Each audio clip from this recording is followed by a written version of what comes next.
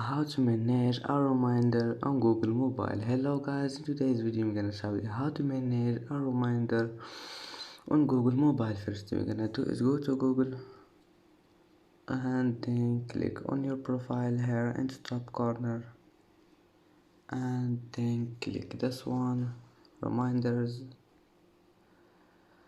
and now click on any reminder you want to manage, like this one, games time.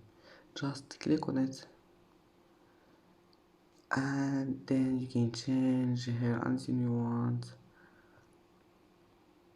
and then click this one and you can change this, and then just click save, and that's it for today's video.